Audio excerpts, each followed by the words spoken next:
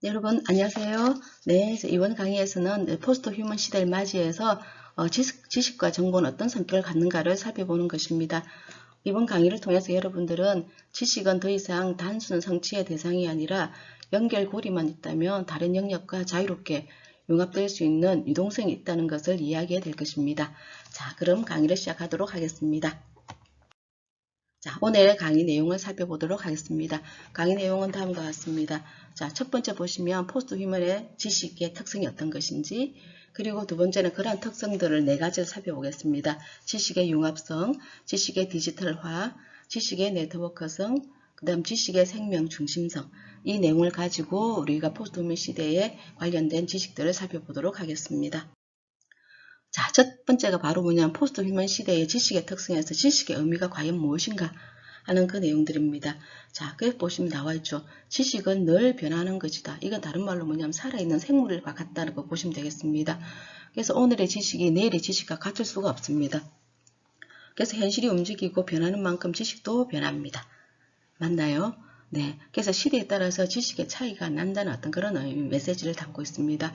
그리고 두 번째는 인간의 지식과 힘은 일치한다. 어떤가요? 그래서 옆에 보시면 아는 것이 힘이다 하는 베이컨의 책입니다. 자, 그리고 세 번째는 지식의 힘은 타인을 지배하고 자연을 개척할 수 있고 세계를 정복하면서 또는 수요가 있는 곳에서는 무한한 권력을 발휘했다고 합니다. 그리고 이러한 지식의 힘이 더욱 강력해진 이유는 과학기술의 발전에 기인을 한다. 그죠? 이렇게 이야기를 하고 있습니다. 그래서 우리는 어떤 주체로서의 우리는 어떤 새로운 환경에 적응하기 위해서는 이러한 지식을 우리가 끊임없이 활용해야 되기 때문에 지식은 굉장히 중요한 것이라고 생각을 해보시면 되겠습니다. 자, 그래서 나타나는 게 포스트 휴먼 지식의 특성이 어떤 것이 있는가? 자, 첫 번째 보시면은 포스트 휴먼 시대의 어떤 정보나 지식의 개념은 전통적인 어떤 그런 정보와 지식의 개념은 좀 다릅니다. 전통적인 어떤 그런 지식의 어떤 그런 정보나 지식은 인간과 자연과 사물에 대해서 명확한 구분이 좀 있었어요. 근데 이제 시절이 바뀌니까 어떻습니까? 이런 구분이 좀 모호한 상태, 경계가 허물어져 있는 어떤 그런 시대라 보시면 되겠습니다. 그래서 이런 어떤 포스트 휴먼적인 기술들을 뒷받침하는 지식이 필요하다 생각하시면 되겠고요. 그래서 어떤 지식이 필요한가 보시면 융합되는 것, 그 다음 디지털화, 그리고 네트워크, 그 다음 생명 중심, 이러한 것들이 이 포스트 휴먼적 지식의 특성이라고 보시면 되겠습니다. 그래서 옆에 보시면 뉴욕의 이제 일몰입니다. 그래서 이 시절에도 어때요? 초연결사의 인간의 위치가 어떤 모습인지, 이때도 나중에 인간이 어떻게 파괴되고 어떤 식으로 그죠? 이렇게 변해가는지 어떤 그런 내용을 담고 있습니다. 자, 그 다음 두 번째 나온 게 바로 뭐냐, 지식의 특성이 네 가지라고 우리가 그죠 볼 수 있습니다. 첫 번째가 지식의 융합성이다. 자, 그럼 지식의 융합성은 또 세 가지로 볼 수 있어요. 뭐가 있냐면 지식의 통습, 지식의 아상블라주, 그 다음 지식의 혼성성, 요 제가 세 가지가 지식의 융합성에 들어오는 범주라고 보시면 되겠습니다. 그래서 지식의 통합이라는 것은 우리가 어떤 현상을 본질을 이해하기 위해서는 그 현상들에 대해서 이제 여러 지식들에 대해 총체적으로 종합하고 이해하는 것, 그죠? 통합, 통습, 그럼 그래서 앞으로 지식은 다 뭐냐면 이렇게 통합이 될 수 있다. 총체적으로 이해해야 된다. 그렇게 생각해 보시면 되겠습니다.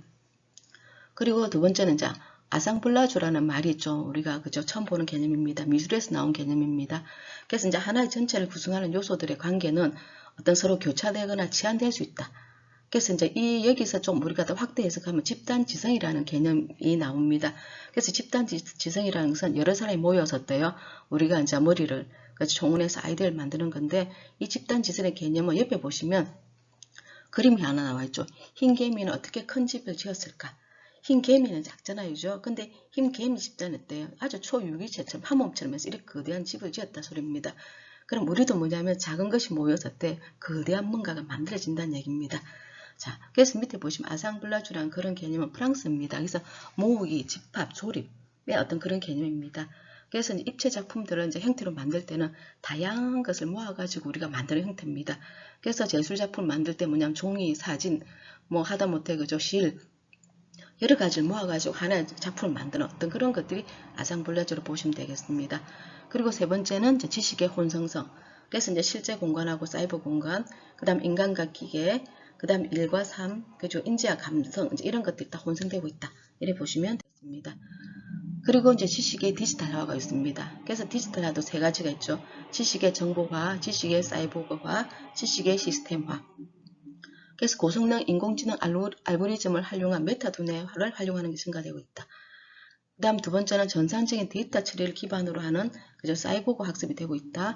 세 번째는 인공지능, 그 다음 데이터베이스 또는 네트워크망 속에서 다양한 정보가 생성되고 교류되고 소멸되는 시스템을 가지고 있다.